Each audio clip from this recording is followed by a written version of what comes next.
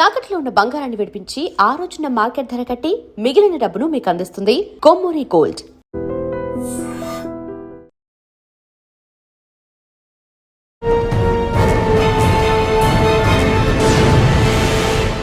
ఈ వారం మన గెస్ట్ పోలీస్ ఫ్యామిలీ నుంచి వచ్చిన డేరింగ్ ఉమెన్ పోలీస్ ఆఫీసర్ పేరు వి మాధవి గారు, ఏసీపీ హుజరాబాద్ కరీంనగర్.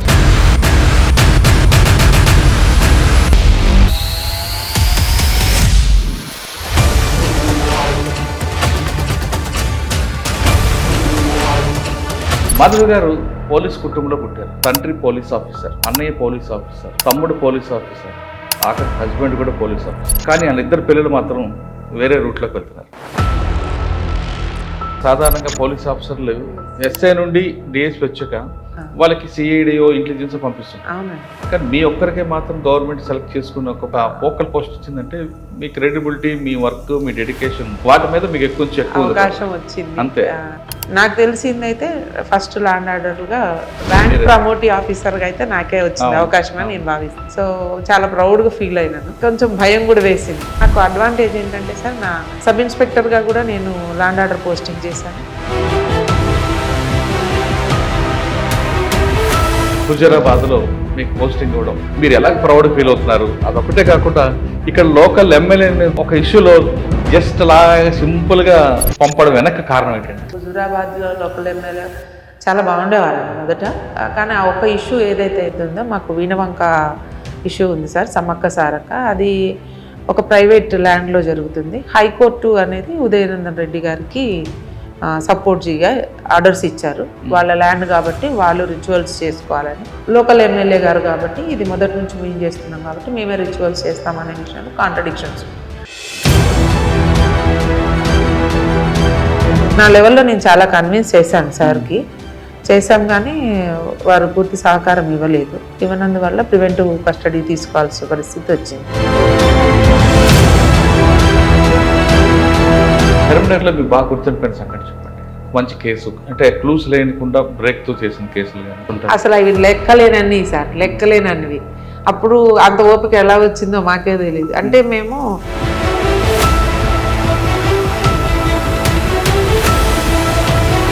ఓ రోజు కొండగట్టు బందోబస్తు అయ్యాయి. ఇంతవరకు కొండగట్టులో ఒక్కసారి చేశాను ఇంత ఎంటైర్ నా జర్నీలో.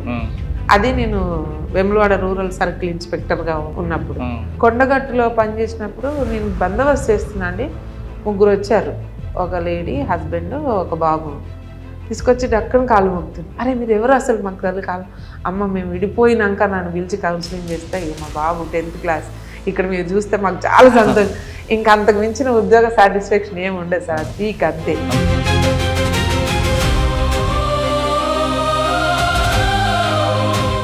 మహేష్ గారు ఎప్పుడు?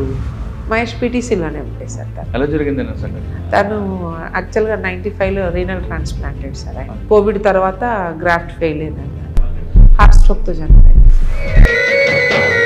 నా ఫ్యామిలీ మొత్తం లాస్ అయినా సార్. మా అత్తమ్మ, మా తర్వాత 24లో మామయ్య, 25లో Mahesh.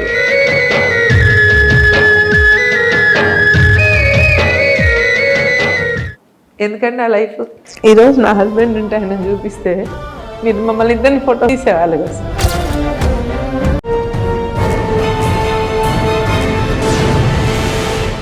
Welcome to crime diaries. ఈ వారం మన గెస్ట్ పోలీస్ ఫ్యామిలీ నుంచి వచ్చిన డేరింగ్ ఉమెన్ పోలీస్ ఆఫీసర్ పేరు వి మాధవి గారు, ఏసీపీ హుజరాబాద్ కరీంనగర్. మాధవి గారు పోలీస్ కుటుంబంలో పుట్టారు. తండ్రి పోలీస్ ఆఫీసర్, అన్నయ్య పోలీస్ ఆఫీసర్, తమ్ముడు పోలీస్ ఆఫీసర్, ఆఖరికి హస్బెండ్ కూడా పోలీస్ ఆఫీసర్. కానీ వాళ్ళిద్దరు పిల్లలు మాత్రం వేరే రూట్లోకి వెళ్తున్నారు. పోలీస్ క్వార్టర్స్ నుంచి వచ్చినది ఈ మాధవి గారు ఎటువంటి కష్టాలు చూశారు? అసలు పోలీస్కి 24/7 జాబ్లో ఉన్నప్పుడు వాళ్ళ నాన్నగారు ఎప్పుడు వచ్చేవారు, ఎప్పుడు వెళ్ళేవారు? అటువంటి క్వార్టర్స్లో పెరిగిన ఆవిడ తిరిగి పోలీస్ ఎందుకు అవ్వాలనుకున్నారు? ప్రస్తుతం పోలీసింగ్ ఎలా నడుస్తుంది? 1996లో డిపార్ట్మెంట్కి వచ్చినప్పుడు ఏ విధంగా ఉండేది పోలీసింగ్? ఇప్పుడు 2026లో డిపార్ట్మెంట్లో ఏ విధంగా ఉంది? అన్నిటికన్నా ముఖ్యంగా చెప్పాలంటే ఆవిడ daring and honest police officer. ఒక విధంగా చెప్పాలంటే వాళ్ళ బ్యాచ్లో 10 మంది లేడీ ఆఫీసర్స్ ఉంటే ఈవిడ ఒక్కరికే ఏసీపీకి ప్రమోషన్ వచ్చిన ఫోకల్ పోస్ట్ ఇచ్చింది గవర్నమెంట్. కారణం ఏంటంటే మంది కూడా బాగా పనిచేస్తారు, కానీ ఈవిడికి ఒక బ్యాక్గ్రౌండ్ బాగుంది, హానెస్ట్ ఉంది, డెడికేషన్ ఉంది కాబట్టి గవర్నమెంట్ ఈవిడికి ఫోకల్ పోస్ట్ ఇచ్చారు. ఆవిడ పరిచయం చేస్తున్నాం. పోలీస్ ఆఫీసర్ కుటుంబం నుంచి వచ్చిన ఆవిడ ఎలాంటి కష్టాలు ఎదుర్కొన్నారు, ప్రస్తుతం పోలీసింగ్ ఎలా నడుస్తుంది, కంటిన్యూగా హానెస్ట్గా పనిచేస్తూ వచ్చిన కష్టాలు ఏంటి, లాభాలు ఏంటి, గుడ్ విల్ ఎలాగుంటుంది, ముఖ్యంగా మహిళలకి పోలీసింగ్తో అంటే ప్రొఫెషనల్తో పాటు పర్సనల్ లైఫ్ ఎలాగుంటుంది, ఈ రెండుని ఎలా మేనేజ్ చేస్తున్నారు విషయాల్ని మేడం మీద తెలుసుకుంటాం. మేడం నమస్తే. మేడం నమస్తే. మీ బ్యాచ్లో 10 మంది ఉన్నారు, అందరూ డిఎస్పీ అయ్యారు, ఉమెన్ ఆఫీసర్. అంటే 11 మంది అండి. ఒక ప్రతిమ నా batch mate committed suicide in the early years. SI నుండి డిఎస్పీ వచ్చాక వాళ్ళకి సిఐడిఓ ఇంటెలిజెన్స్ పంపిస్తుంటారు. అవునండి. కానీ మీ ఒక్కరికే మాత్రం గవర్నమెంట్ సెలెక్ట్ చేసుకున్న ఒక ఫోకల్ పోస్ట్ ఇచ్చిందంటే మీ క్రెడిబిలిటీ, మీ వర్క్, మీ డెడికేషన్ ఉంది. అంటే మిగతా వాళ్ళు లేదని కాదు, వాటి మీద మీకు ఎక్కువ అవకాశం వచ్చింది అంతే. Government has given. కానీ మీ నాన్నగారు, మీ హస్బెండ్, మీ తమ్ముడు, అన్నయ్య, చిన్నాళ్ళు, పెద్దాళ్ళు మొత్తం పోలీసే ఉన్నారు. కానీ సాధారణ పోలీసులో పిల్లలు ఎలాగుంటారంటే చాలా మంది మా నాన్నని చూడలేదు, మా నాన్న ఎప్పుడు వస్తారో ఎప్పుడు వెళ్తారో తెలియదు, ఈ పోలీసింగ్ వద్దు అనుకునే వాళ్ళు చాలా మంది ఉంటారు. కానీ మీరు ఇన్ని కష్టాలు చూసి మీ నాన్నగారు ఎప్పుడు వస్తారో ఎప్పుడు వెళ్తారో తెలియని పరిస్థితుల్లో కూడా పోలీసు వచ్చి మళ్ళీ యూనిఫామ్ వేసుకొని మీరు ఎలా ఫేస్ చేస్తారో అదేవిధంగా మీ పిల్లలకి కష్టాలు చూపించారా, లేదు మీ నాన్నగారు చేయని కష్టాలను కూడా పిల్లలకి దగ్గర రాకుండా వాళ్ళు చక్కగా పెంచి పెద్ద చేశారా? ఇవన్నిటికీ ఇంపార్టెంట్ అండి. 96లో మీరు వచ్చినప్పటికీ పోలీసింగ్ ఎలాగుంది, 2026లో పోలీస్ ఎలాగుంది, ట్రెడిషనల్ క్రైమ్ మీరు చూశారు, ఇప్పుడు అంతా సైబర్ క్రైమ్ ఉంది.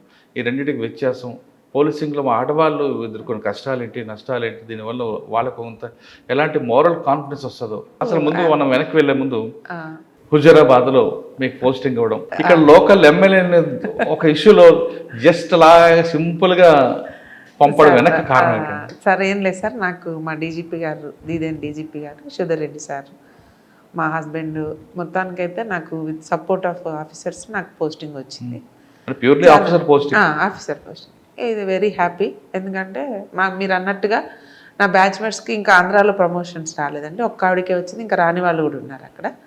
తెలంగాణలో ప్రమోషన్స్ వచ్చినప్పుడు కూడా ఫోకల్ పోస్టింగ్స్ అయినాయి. నా బ్యాచ్మేట్స్ 2 ఎస్పీ అయిన వాళ్ళు ఉన్నారు రిజర్వేషన్స్లో, ఫోకల్ పోస్టింగ్స్లో ఎక్కడ లేరు. ల్యాండ్ ఆర్డర్లో నాకు తెలిసి 2 తెలంగాణ ఆంధ్ర జిల్లాల్లో మా బ్యాచ్ నుంచి కానీ 89 బ్యాచ్ కానీ first recruitment 89 batch women officers ఉండే sir, director sub inspectors of women.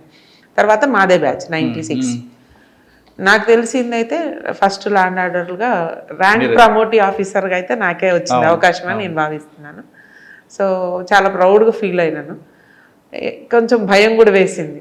అంటే హోల్డింగ్ నాకు అడ్వాంటేజ్ ఏంటంటే సార్, నా సబ్ ఇన్స్పెక్టర్గా కూడా నేను ల్యాండ్ ఆర్డర్ పోస్టింగ్ చేశాను, ఇన్స్పెక్టర్గా కూడా సర్కిల్ ఇన్స్పెక్టర్గా కూడా నేను సర్కిల్ చేశాను.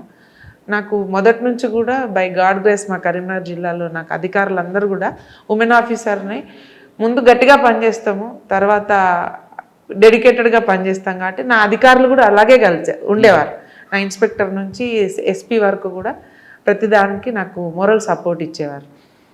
ఇంకా 96కి ఉన్న క్రైమ్ 2006కి అక్కడ వెళ్ళే కన్నా ముందు హుజరాబాద్ లో లోకల్ ఎమ్మెల్యే గారిని ఏం జరిగిందండి సార్? యాక్చువల్గా హుజూరాబాద్ లో లోకల్ ఎమ్మెల్యే చాలా బాగుండేవారండి మొదట.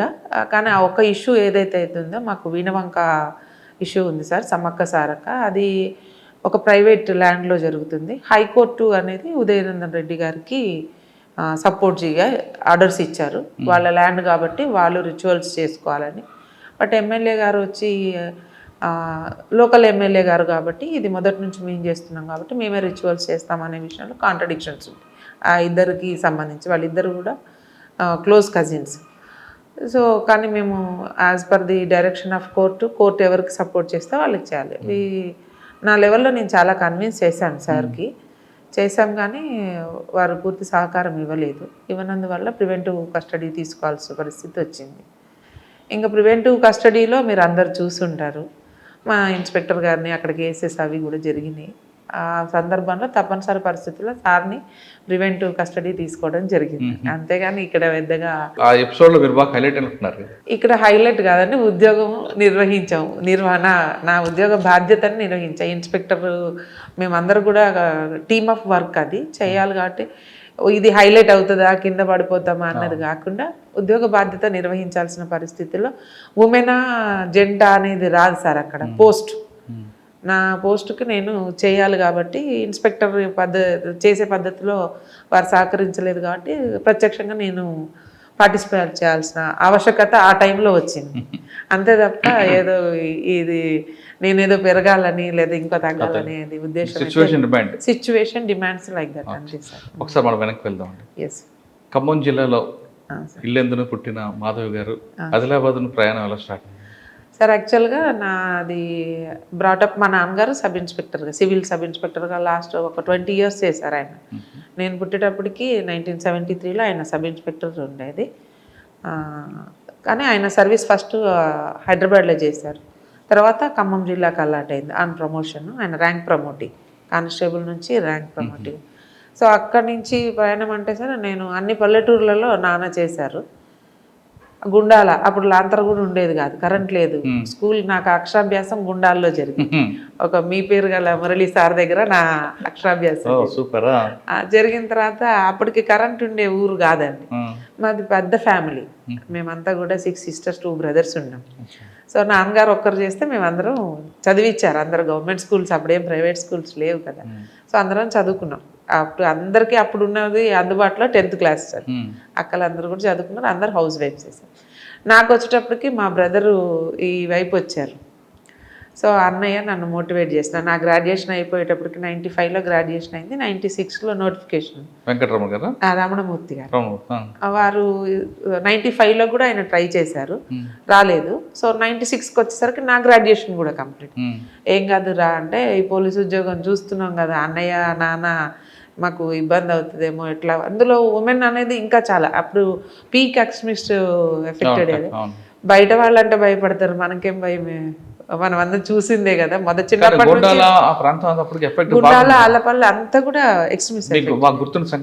చిన్న చిన్న పిల్లలం అండి. నేను ఎంత అంటే అక్షరాభ్యాసం అక్కడ జరిగింది ఎంత గుర్తున్నా. ఇల్లెందులో కూడా అండి అంతగా పెరిగినాను. కానీ పీడిఎస్యూలు స్టూడెంట్ ఆర్గనైజేషన్స్ ఉండే, కానీ ఆడపిల్లలం కదా రిస్ట్రిక్టెడ్ ఎంతైనా కానీ, ఎంత పోలీస్ ఆఫీసర్ అయినా. మా మదర్ 5th class ఏజ్లో మదర్ జరిగిపోయారు. సో ఏమైందంటే ఒకళ్ళ తర్వాత ఒకళ్ళు మా సిస్టర్స్ కిచెన్ తీసుకొని వాళ్ళు 10th class అయిపోగానే కిచెన్ ఇట్లా జరిగిందనమాట. మా బ్రాటప్ అంతా కూడా బయట ప్రపంచం పెద్దగా ఏం తెలియదు. ఏదో అన్నయ్య ఉన్నారు, బిఎడ్ కూడా రాశాను, ఇది కూడా వచ్చింది. ఇదేమో డైరెక్ట్ ఉద్యోగము. బిఎడ్లో మళ్ళీ సీట్ వస్తే నేను ట్రైనింగ్ చేసి అప్పుడు మళ్ళీ డిఎస్సి పడినప్పుడు కదా, ఇది ఉద్యోగం ఏం కాదు నేను ఉంటా కదా. ఇద్దరికి వచ్చిందనుకో వెల్ అండ్ గుడ్, రాలేదనుకో నేను సపోర్ట్ చేస్తాను అని మా బ్రదర్ మోటివేషన్. మా నాన్నగారు వద్దన్నారు, మా నాన్నగారు ఒప్పుకోలే, అవసరం లేదు అని అంటే, లేదు లేదు పర్వాలేదు ఆయన అట్లాగే అంటారు. ఇద్దరం అప్లై చేద్దామని వచ్చాము. By luck, by God grace నాన్నగారు వద్దన్నా ఆయన బ్లెస్సింగ్స్ ఉంటాయి ఖచ్చితంగా అనేవారు. నేను వాళ్ళ బ్యాచ్తో అంటే నాన్నతో పాటు పనిచేసిన ఇన్స్పెక్టర్స్ పిల్లలు ఎవరు కూడా సక్సెస్ అవ్వలే. అంటే ఒకేసారి 2 పిల్లలకి సబ్ ఇన్స్పెక్టర్ డైరెక్టర్ రావడం అనేది ఆ ఊర్లో మాకు ఒక మంచి క్రెడిట్ అన్నమాట. నాన్న అనేది ఉట్టిగా వచ్చిందా మీకు, నేను హానెస్ట్గా పనిచేసిన కాబట్టి భగవంతుడు మీకు ఇచ్చారు అని అనేది అనమాట. అట్లా ఉద్యోగంలోకి వచ్చిన తర్వాత నాకు అసలు ఏమి తెలియని వయసు అండి. జస్ట్ 23 years ఏజ్లో వచ్చేసింది నాకు. ట్రైనింగ్ ఆడతా పాడతా జరిగింది చక్కగా. అంటే ఫిజికల్ యాక్టివిటీ మొదటి నుంచి స్పోర్ట్స్లో ఉండేదాన్ని ఇంట్రెస్ట్గా. అంటే బయట ఎక్కడ ఆడలే, కాలేజ్ లెవెల్ వరకు ఆడిచ్చేదాన్ని. వచ్చిన తర్వాత చూస్తే ఒక్కదాన్నేనండి మా జోన్ మొత్తంలో నా సెలక్షన్ ఉమెన్ ఆఫీసర్ ఒక్కదాన్ని. ఎంగేజ్, ఎవరితో మాట్లాడితే ఎలా ఉంటుందో తెలియని పరిస్థితి, బయట సొసైటీ తెలియదు. మళ్ళీ తీసుకెళ్ళి నన్ను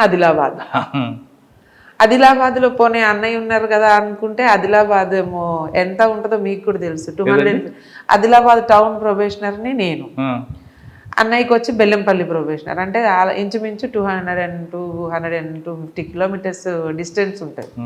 ఫోన్ కూడా అప్పుడు లేవు, ల్యాండ్లైన్ ఫోన్స్ కూడా కలవవు. ఇంకా అప్పుడున్న మాకు officers Praveen Kumar sir ASP Bellampalli ఉండేది. ఎవరండి? ప్రవీణ్ కుమార్ సార్ ఉన్నారు, ఆర్ఎస్ ప్రవీణ్. ఏఎస్పీ బెల్లంపల్లి ఉండేది.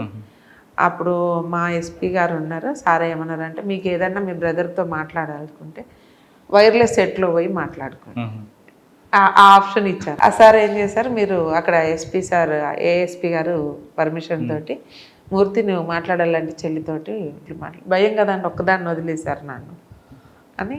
ఇంకెప్పుడన్నా సెట్లో పర్సనల్గా మాట్లాడుకున్నది ఉంటే ఛానల్ మార్చి మాట్లాడేది ఆ అవకాశం. ఇంకా అప్పటి నుంచి నాకు అధికారుల సపోర్ట్ అనేది దొరికింది సార్. ఏ కష్టం వచ్చినా ఇంకా నాకు బయటకు వెళ్ళాల్సిన అవసరం ఉండేది కాదు. నా ఆఫీసర్స్కి చెప్పుకుంటే ఇంకా నాకు అప్పుడు మా చెల్లి ఇంటర్మీడియట్ ఫస్ట్ ఇయర్, చిన్న చెల్లి, నా తర్వాత చెల్లెలు ఉంది. సో దాన్ని తెచ్చిపెట్టుకున్నాను. ఇదే ఆ ఉద్యోగం చేసి అప్పుడు బయట ఉండడం అనేది కష్టం అండి. ఆ రోజుల్లో బయట రూమ్ తీసుకొని ఉండనిచ్చేది.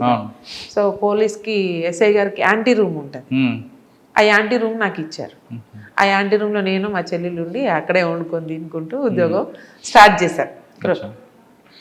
ప్రొబేషనర్ అయ్యే ముందర ఇంకా నాకు మా హస్బెండ్తో పరిచయం అయింది, మ్యారేజ్ చేసుకున్నాను, లవ్ మ్యారేజ్. ఆదిలాబాద్ మీ ప్రేమ వ్యవహారం చెప్పండి. ప్రేమ అంటే అదే అండి, తను 95 బ్యాచ్, ట్రాఫిక్ ఎస్ఐ, అంతా కూడా ఒక్కటే ప్రెమిసెస్లో ఉండేవి. 1 టౌను 2 టౌను, తర్వాత ట్రాఫిక్ పోలీస్ స్టేషన్. తనకి ట్రాఫిక్లో ఇచ్చారు. ఏం పేరండి? మహేష్ బాబు గారు. తనతోటి పరిచయం ఏర్పడిన తర్వాత అనుకున్నాం చేసుకుందామని, ఇంట్లో ఒప్పించాను, పెళ్లి చేసుకున్నాం. అంతే. దానికి అక్కడ పెద్దగా ప్రేమ తిరిగే అప్పుడు ఆ రోజుల్లో ప్రేమలు తిరగటాలు ఉత్తరాలు తప్ప ఇంకేముండే కదా. ఉత్తరాలు రాసుకున్నంత డిస్టెన్స్ లేదు కదా. సో అనుకున్నాం, మ్యారేజ్ ఒప్పించాం, మ్యారేజ్ చేసాం. ఇద్దరు పెళ్లి చేసుకున్న తర్వాత పోస్టింగ్ ఎక్కడెక్కడ చేశారండి? ఆ తర్వాత అండి నాకు మ్యారేజ్ అయిపోయిన తర్వాత నేను ఇంకా 1 ఇయర్ ప్రొబేషన్ అయిపోయింది. 1 ఇయర్ ఆయనకి వాళ్ళ నాన్నగారు కంపాషనేట్ గ్రౌండ్స్లో కరీంనగర్ ట్రాన్స్ఫర్ అయ్యింది. ఫస్ట్ ఆయన ఇక్కడికి వచ్చారు. ఇంకా నా వివాహం తర్వాత నేను ఒక 1 ఇయర్ సిక్ చేశాను. బాబు ఫస్ట్ బాబు సిక్ చేసిన తర్వాత ఇంకా డిఐజీ గారిని కలిస్తే నాకు కూడా కరీంనగర్ ఇచ్చాను. స్పౌజ్ కేసులో కరీంనగర్. ఇంకా అప్పటి నుంచి మా ప్రయాణం, నేను ఉమెన్ పోలీస్ స్టేషన్, తను ట్రాఫిక్లో ఉండేవారు ఫస్ట్. ఆ తర్వాత నేను చొప్పదండి వెళ్ళానండి 2003 to 2006 వరకు. వెళ్ళిన తర్వాత తను కొంచెం అప్పుడు హైవే పెట్రోలింగ్ అని అట్లా చేశారు. మాతో పాటు మా అత్తయ్య మామయ్య గారు ఉండేవారు ఎప్పటికీ. మహేష్ ఎక్కడున్నా ఉండేవారు కాదు, నాతోటే ఉండేది మా అత్తయ్య మామయ్య. పిల్లలు నా వెంట ఉంటారు కాబట్టి. సో తన తర్వాత మళ్ళీ ఆఫీసర్స్ ఏం చేశారంటే వీళ్ళిద్దరు స్పౌజ్ డిస్టెన్స్ ఉండద్దని అదే చొప్పదండి సర్కిల్లో గంగాధర పోలీస్ స్టేషన్ మహేష్కి ఇచ్చాను. అట్లా ఆ తర్వాత నేను మళ్ళీ మాన్కొండూరు చేసేసి, మాన్కొండూరు ఎస్ఐగా నేను చేశా. ఇదే కాన్స్టిట్యున్సీలో ఇల్లెంతకుంట ఎస్ఐగా మహేష్ చేశా. అంటే జస్ట్ 30 కిలోమీటర్స్ రేడియస్లో. కన్వీనియన్స్ ఉండాలి వీళ్ళకి, వైఫ్ అండ్ హస్బెండ్. మధ్యలో కరీంనగర్ ఉంటుంది, మా అత్తయ్య మామయ్య కరీంనగర్లో ఉంటారు. మాకు ఆ ఫెసిలిటీ కల్పించేదాన్ని. నేను ఉమెన్ పోలీస్ స్టేషన్, తను బోయినపల్లి, జస్ట్ 30 కిలోమీటర్స్. మరొక మొత్తం నా సర్వీస్ ఎంటైర్ సర్వీస్ అండి. కరెక్ట్. మళ్ళీ ప్రమోషన్ వచ్చినాక ఒక 1-2 ఇయర్స్ నేను ఆదిలాబాద్లో యాజ్ ఏ ఇన్స్పెక్టర్ ట్రాన్స్కో విజిలెన్స్గా చేశాను. మళ్ళీ 1 ఇయర్ తర్వాత ఇక్కడికి వచ్చాను. సో మొత్తం సర్వీస్ 2000 నుంచి నేను ఇప్పటి వరకు కూడా కరీంనగర్ చేశాను. ఓకే. కరీంనగర్లో మీకు బాగా గుర్తుండిపోయిన సంఘటన చెప్పండి. కరీంనగర్లో పొజిషన్లో ఒక మంచి కేసు, అంటే క్లూస్ లేకుండా బ్రేక్తో చేసిన కేసులు కానీ. నాకు మొత్తం 8 ఇయర్ సర్వీస్ అంతా women police station sir. Okay.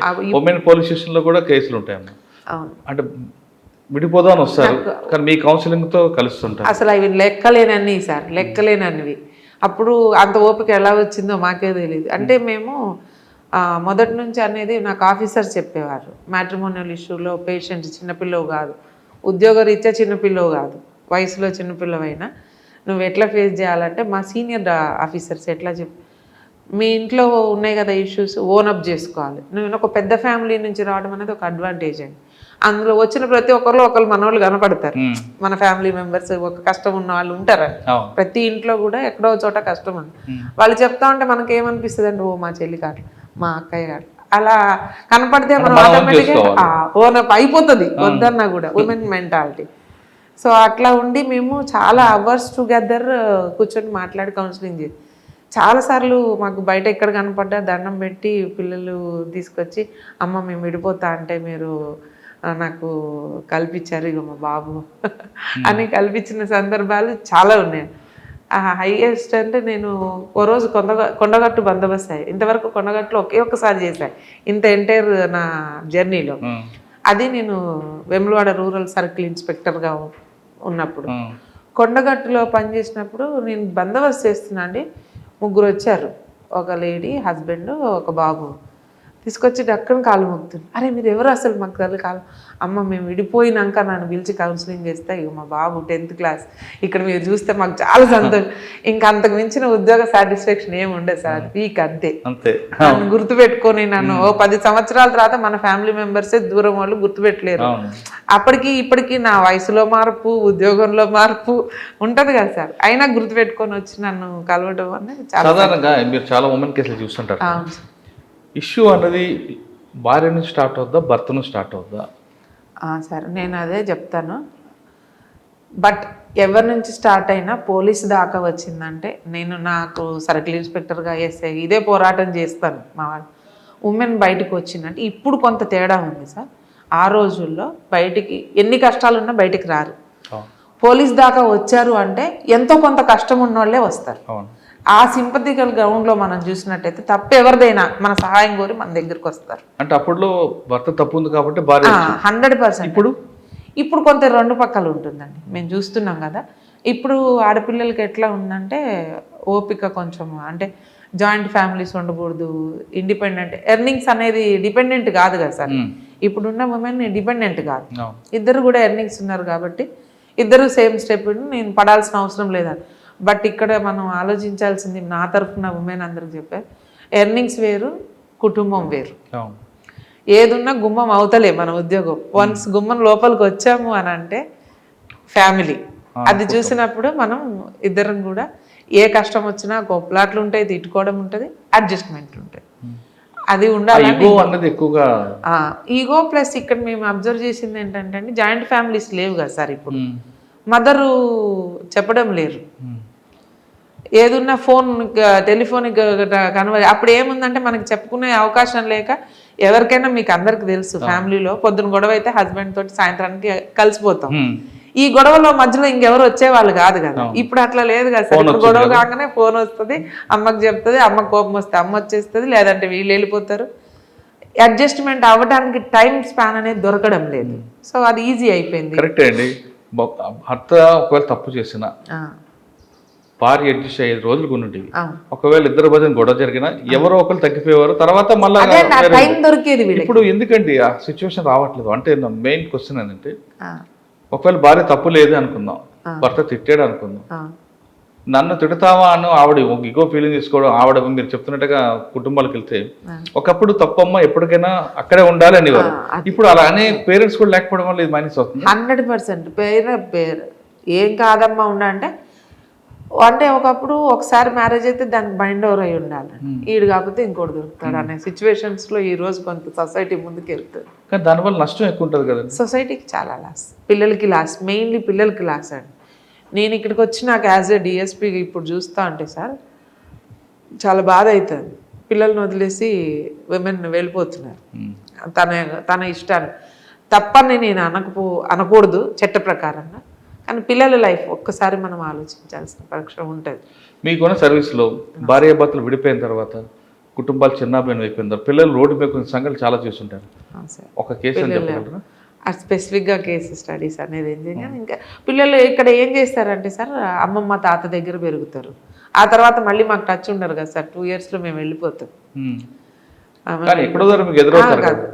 అవుతా ఉంటారు, బాగా అవుతారు. స్పెసిఫిక్ కేసు కాకుండా జనరల్ గా చెప్తే పేరెంట్స్ సంరక్షణ లేకపోతే పిల్లలు ఎలా పెరుగుతారు? 100% సార్. పేరెంట్స్ ఉండాలి, గ్రాండ్ మదర్ గ్రాండ్ ఫాదర్ దగ్గర ఉండాలి. ఇప్పుడు నేను నిజంగా నా ఉద్యోగంలో 100% సాటిస్ఫైడ్, 100% సాటిస్ఫైడ్. మీరు అన్నారు పోలీసు ఉద్యోగంలో, ఇప్పుడు మీరు మామూలుగా ఒక మహిళగా అయితే పోలీస్తో పాటు మహిళా బాధ్యతలు కూడా ఉంటాయి. ఇంత కంఫర్ట్గా నేను ఉద్యోగం చేశా అంటే నాకు ఇన్లా సపోర్ట్, మెయిన్ మా అత్తమ్మ మా మామయ్య గారు. చాలా ఎక్కడైనా మహేష్ తోటి ఉండేది కాదు, నా దగ్గర ఉండేవారు. పిల్లల్ని పట్టుకొని నేను కూడా బీ కంఫర్ట్ అండి. ఎంత అంటే నాకు అత్తయ్య ఉంది కదా, పిల్లలు చూసుకుంటారు. స్కూల్కి వెళ్ళి వచ్చేసరికి ఆవిడ ఒక మనిషిని పెట్టేవాళ్ళం, వాళ్ళు చూసుకున్నారు. ఇప్పుడున్న వాళ్ళు ఆ ఇన్లాస్ ఉండొద్దు కదా, ముందే కండిషన్, మేము అత్తయ్య మామయ్య ఉండకూడదు. కానీ వాళ్ళకి తెలియదు పెద్దవాళ్ళు ఉంటే పిల్లలు ఎంత లేదు. ఇప్పుడు ఉమ్మడి కుటుంబంలో అక్క చెల్లెలతో ఉండకపోతే పోనీ అండి, ఇన్లాస్ని కనీసం మన దగ్గర ఎంప్లాయిడ్ ఉమెన్కి ఇన్లాస్ ఒక సపోర్ట్ దొరికితే దానంత స్వర్గం ఇంకోటి ఉండదండి. అదే వాళ్ళు ఉండనివ్వకపోతే వాళ్ళ దురదృష్టం అండి అసలు. అంటే వాళ్ళ వైపు అంటే మీరు అంటుంది అత్తమామ కోడలే వద్దనుకుంటా. కోడలు వద్దు, ఎందుకు వద్దుందంటే అత్తమామ ఎంతసేపు చిట్టి మాట తిడతారని, ఆ. లేదా ఇక్కడ ఉన్న విషయాలు Restricted ఆడపడుచు చెప్తారని. రిస్ట్రిక్టెడ్ లైఫ్ ఉంటుంది కొంచెం. పెద్దవాళ్ళు ఉంటే కొంచెం రిస్ట్రిక్టెడ్ లైఫ్, ఫ్రీడమ్ ఉండదని. ఫ్రీడమ్. నేను పొద్దున్న 8 గంటలకు లేస్తాను అనుకోండి, అత్తయ్య పొద్దున్న 6 గంటలకు, కొంచెం గిల్టీ కాన్షియస్. లేదంటే ఒక రోజు ఏమనిపించదు, రెండో రోజు ఇవన్నీ ఎందుకు వాళ్ళు లేకుంటే నాకు స్వతంత్రం అనే ఫీలింగ్ ఉంటాయి. బట్ ఇన్లాస్ కూడా నాకు అలా సపోర్ట్ చేసేసి, బిడ్డ పడుకో ఎందుకు లేచినావు ఇప్పుడే అంటూ. అందరికీ అదృష్టం రాదు. నా అదైతే చాలా ఓకే, మీ ఇద్దరు కలిపి 30 కిలోమీటర్ దూరంలో మొత్తం కరీంనగర్ చుట్టేశారు. మహేష్ గారితో జర్నీలో మంచి కేసుల గురించి ఎప్పుడైనా మీరు డిస్కస్ చేశారు? ఆయన ఏ కష్టం వచ్చినా మహేష్ చాలా లో ప్రొఫైల్ మెయింటైన్ చేసేవారు యాక్చువల్గా. కానీ నాకు వాళ్ళందరికీ తెలియదు, మాధవి కొంచెం గట్టిగా నోరు ఉంటుంది, గట్టిగా మాట్లాడుతుంది. కానీ ఉమెన్ ఆఫీసర్గా నేను ఇట్లాగే ఉండాలి. కానీ అంటే ఆయన మంచి కేసు చేశాను, ఈ కేసులో కన్విక్షన్ వస్తుందని మీతో డిస్కస్ చాలా చాలా. అది మనకి నిజాం ఆయన నిర్మల్లో పనిచేశారండి ఇన్స్పెక్టర్గా. చేసినప్పుడు ఒక పిల్లవాడిని 8th క్లాస్ చదివే పిల్లవాడిని నరబలి ఇచ్చారు అక్కడ. నరబలి అంటే అక్కడ అంతా కూడా రాజులు వెళ్ళిన రాజ్యాలు ఉంటాయి, అన్ని చెరువులు ఉంటాయి సార్. చెరువులలో లంక బిందెలు ఏవో ఉన్నాయని నరబలి ఇచ్చారు. ఖచ్చితంగా దాంట్లో ఏదైనా కానీ డిస్కస్ చేసుకుంటుంటాం. ఇందులో పంచనామా ఇట్లా రాసేటప్పుడు ఇది ఓసారి నువ్వు కూడా చూడు, నేను చేసింది అనుకోండి, నా రిమాండ్ ఆయనకు పంపుతుంటే ఓసారి చూడు మా ఈ కరెక్షన్స్ ఏమన్నా ఉన్నాయా అని. నా బ్రదర్ మంచి స్క్రిప్టరీ, నాకేమన్నా తెలుగు మీడియం నుంచి ఇంగ్లీష్కి వచ్చినాను సార్, కొంత తేడా వస్తుంది. సో నాకన్నా మంచి చదువుకున్న వాళ్ళు మహేష్, ఆయన పీజీ ఉస్మానియాలో చదువు. ఒకసారి చూడమా ఎందుకన్నా మంచిదని, ఇంపార్టెంట్ కేసెస్ ఉంటే ఒకసారి మీరు కరెక్షన్ చేసి పంపరా, కొంచెం ఫ్రీగా ఉంటారు. ఆయన పీటీసీలో చేసేవారు, సిటీసీలో చేసేవారు, ఆయన కొంచెం కంఫర్ట్ లైఫ్లో ఉన్నారు. సో నాకు ఆయన సపోర్ట్, అన్నయ్య ఇట్లా వీళ్ళు సపోర్ట్ తీసుకునేదాన్ని. నిర్మల్ కేసు చెప్పండి. నిర్మల్ కేసులో అన్నయ్య మహేష్ డిస్కస్ చేశారు దాన్ని. అంటే 2012 సార్ ఆయన అక్కడ చేసింది. అప్పుడు కొత్తగా వచ్చిన టెక్నాలజీ మనకి, ఫోన్స్ టెక్నాలజీ. అప్పుడు మాకు ఇంకా టెక్నికల్ నాలెడ్జ్ అనేది కూడా తెలియదు కంప్లీట్గా, సిడిఆర్స్ ఏంటి, దాని యొక్క ప్రభావం మనం కానీ తెలుసుకొని ప్రైవేటు అసోసియేషన్ వాళ్ళ దగ్గర నుంచి తెలుసుకొని ఈ కేసులో ఎట్లయినా కన్విక్షన్ రావాలి ఎట్టి పరిస్థితులు అని స్ట్రాంగ్గా తీసుకున్నారు. ఇక్కడికి వచ్చిన తర్వాత ఆఫ్టర్ లాంగ్ వాళ్ళు పోస్ట్పోన్ చేసుకుంటూ వచ్చిన తర్వాత ఆయన కన్విక్షన్ వచ్చిందండి, maybe 2016-17. We felt so happy. వాళ్ళు ఎందుకంటే ఇప్పుడు ఆ చిన్న వయసులో చూస్తే మా పిల్లలు గుర్తొచ్చేవాళ్ళు, అయ్యో ఇంత పిల్లోని చంపేసి. ఆయన చాలా చాలా హ్యాపీగా ఫీల్ అయ్యింది. అట్లాంటి కన్విక్షన్ వచ్చిన కేసులు నరబలి అంటే ఇవన్నీ అందరికి రావు సార్, ట్రైనింగ్లో కానీ. సార్ నేను ఇంత చేశాను, నాకు అట్లాంటి కేసులు పడలేదు. ఇది కాకుండా ఇంకేమన్నా మంచి కేసులు అండి ఇట్లాంటివి ఉండే సార్. అంటే నాకు జరిగిన కేసెస్ ఏమో అది చిన్నదే, అందరు చూడటానికి చిన్నది అనిపిస్తుంది. నేను మనకొండూరు ఎస్ఐగా ఉన్నప్పుడు ఎలుగుబంటి, సో ఏమవుతుందంటే అది వైల్డ్ యానిమల్, దాన్ని చంపకూడదు. చంపితే ఒక బాధ. ఇక్కడ ఏమైందంటే సార్, అది ఎలుగుబంటికి కామన్గా ఏముంటుందంటే డెలివరీ అయిన తర్వాత దాన్ని ఫెరోషియస్ ఉంటుంది, పిల్లల్ని దగ్గర ఫెరోషియస్. ఆ రోజు పొద్దున్న మనకొండూరులో ఒక గుట్టకి ఒక మనిషిని చంపేసింది, మోషన్ కోసం వెళ్ళిన మనిషిని చంపింది. చంపిన తర్వాత ఊర్లోకి వచ్చింది, ఈదులగట్టపల్లి విలేజ్. ఊర్లోకి వచ్చినాక జనం అందరూ ఊర్లోకి బండి వచ్చింది, ఎలుగు బండి వచ్చిందని దాన్ని చుట్టుముట్టినారు. చుట్టుముట్టేసరికి దానికి ఎటు వెళ్ళాలో జరగలేదు, ప్లేస్ లేక ఏం చేసింది, ఒక మనిషిని మీద పడిపోయింది. ఇక వీళ్ళందరూ పరిగెత్తే వాళ్ళు ఉంటారు, పరిగెత్తని వాళ్ళు ఉంటారు కదా. ఒక మనిషి 50+ ఆయన పంచగట్టుకుని ఉన్నారు, ఆయన మీద పడిపోయింది. పడిన తర్వాత ఏం చేయాలి, నాకు వెంటనే సమాచారం వస్తే నాకు అప్పుడు పోలీస్ స్టేషన్లో వెపన్స్ ఉన్నాయి, నాకున్న అవైలబుల్ ఫోర్స్ తోటి 303 వెపన్స్ తీసుకొని వచ్చి కార్డెన్ చేశాం. కానీ ఫైర్ చేయాలా వద్దా, కొత్త ఎంతైనా కానీ ఎప్పుడు ఎంత సీనియర్ అయినా అప్పటికి 2008 అండి. ఏం చేయాలో అర్థం కాక మా ఇన్స్పెక్టర్ గారికి ఫోన్ చేశా, ఆఫీసర్స్ ఫోన్ చేసిన, ఫోన్స్ కలవవు, అది గుట్టల మధ్యన ఉంది, ఏం చేయాలా. ఇక్కడ లైఫ్ రిస్క్, మనిషి ప్రాణం పోతే మా మీద యాక్షన్ ఉంటుంది, వైల్డ్ యానిమల్ తీయాలంటే ఏదన్నా అవుతుందేమో భయం. ఆఫీసర్స్ ఫారెస్ట్ వాళ్ళు వచ్చేదాకా వెయిట్ చేయండి, ఫైర్ కొంచెం చూడండి, వెయిట్ చేయండి అని ఇన్స్ట్రక్షన్. మనిషి ప్రాణం, ఊరోళ్ళందరూ ఏమో మీరు ఇక పోలీసు వాళ్ళు ఉండేందుకు, ఎంత ప్రెషరైజ్ అవుతుందండి. ఊరందరూ వచ్చింది. సిఏ గారికి ఫోన్లో చెప్పిన, సార్ నా ఉద్యోగం ఉంటే ఉంది, పోతే నేనైతే చేస్తున్నా ఫైర్ అన్నా. ఎంఆర్ఓ రాలేదు, ఫైర్ ఆర్డర్ ఇవ్వడానికి, ఫైర్ ఆంజనేయులు ఫైర్ అని బై గాడ్ గ్రేస్ మా కానిస్టేబుల్ చక్కగా ఫైర్ చేసినారు సార్, క్లోజ్ రేంజ్లో. మనిషికి ఏం కాకుండా మేము సేవ్ చేయగలిగినాం. అంతకు మించిన సాటిస్ఫాక్షన్ ఇంకెక్కడ. ఎలుగుబంటికి అయిందా? ఎలుగుబంటి చనిపోయింది. ఆ తర్వాత ఏమైందండి? తర్వాత దాని మీద రిపోర్ట్ అడిగారు ఎస్పీ గారు, మన ఫారెస్ట్ డిపార్ట్మెంట్ వాళ్ళు. వాళ్ళకి అంతా కూడా వీడియోస్ అవన్నీ ప్రెస్ వాళ్ళు వచ్చారు, చూసారు. అది రాసి పంపించడం ఏం యాక్షన్ జరగలేదు. మీరు డిపార్ట్మెంట్కి వచ్చినప్పుడు ట్రెడిషనల్ క్రైమ్ ఎలా ఉంటుందండి? ఇదే సార్ ట్రెడిషనల్ అంటే దొంగతనాలు మెయిన్లీ. రాత్రిపూట పడుకున్నప్పుడు ఎండాకాలంలో బయట పడుకుంటే స్నాచింగ్స్ తీసుకెళ్ళిపోవడము. తర్వాత తాళం వేసిన డోర్స్ ఉంటే తాళం ఇప్పటికీ ఉంది, కొంచెం తక్కువ. ఇప్పుడు అంతా కూడా సైబర్ మీద వైట్ కలర్ అఫెన్సెస్. అంటే అప్పుడు దొంగలు అనగానే ఒక అంటే మాకు అది తెలిసిపోతుంది సార్. ఎంఓ క్రిమినల్స్ లిస్ట్ అని ఉంటుందండి. విండో తీసి వచ్చేవాళ్ళు ఒక దొంగ ఉండడు. ఇక్కడ అఫెన్స్ ఎట్లా జరిగింది, విండో పలానా వాడే తప్ప ఇంకొకడు ఎవరు ఉండడు. వెళ్ళాలా, మనం ఆయన ట్రేస్ చేయాలి. ఏది టెక్నికల్ లేదు కదా సార్ ఆ రోజు. కానీ ఆయన వదిలిపెట్టిన క్లూస్ తోటి మాకు వీళ్ళు ఎవరు చేస్తారని ఒక గ్యాంగ్, ఆ లిస్టు అంతా ఉంటుంది. దాన్ని వెరిఫై చేసుకుంటే మాకు ఇమీడియట్గా డిటెక్షన్. పార్దీ గ్యాంగ్ ఒకటి ఉండేది, మామూలుగా సువర్టపురం దొంగలు అనేవాళ్ళు. ఇట్లా మాకు గ్యాంగ్స్ ఉండేవి.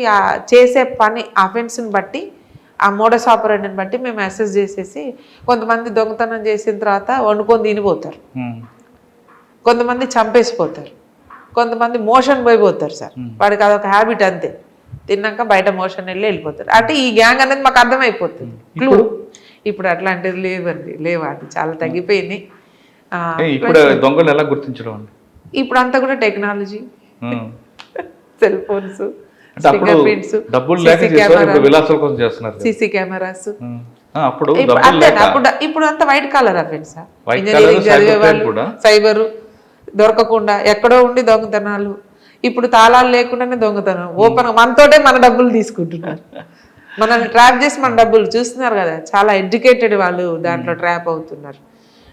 సెల్ ఫోన్ చూడటము, దాంట్లో కాగానే అమాయకత్వంగా నమ్మటము, ఓపెన్ లింకులు కొట్టడం. వద్దు అని ఎంతో చెప్తున్నారు. ఓటీపీలు చెప్పొద్దు అంటారు, చెప్పేస్తారు. మా దగ్గర ఇక్కడ ఉన్నప్పుడైతే, నేను ఇన్స్పెక్టర్ హుజూరాబాద్ ఉన్నప్పుడు ఒక రిటైర్డ్ హెడ్ మాస్టర్ గారు పోగొట్టుకున్నారండి, లక్షన్నర. సో అలాంటి అంటే ఎడ్యుకేటెడ్ బ్యాంక్ ఎంప్లాయీస్ కూడా పోగొట్టుకున్న వాళ్ళు ఉంటారు.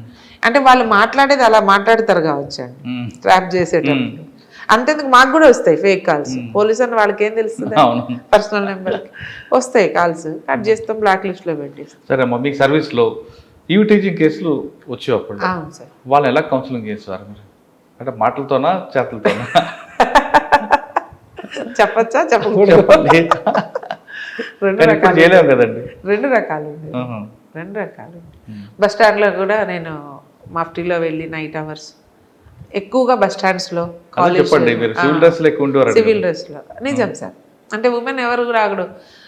మా అప్పుడు ఎక్స్మిస్ కూడా ఉండేది సార్. మా ఫస్ట్ బ్యాచ్ మేము గ్రేహౌండ్స్ ట్రైనింగ్ చేసింది 1996 బ్యాచ్ ఉమెన్ ఆఫీసర్స్లో ఫస్ట్ బ్యాచ్ సార్. మేము గ్రేహౌండ్స్ ట్రైనింగ్ చేసాం.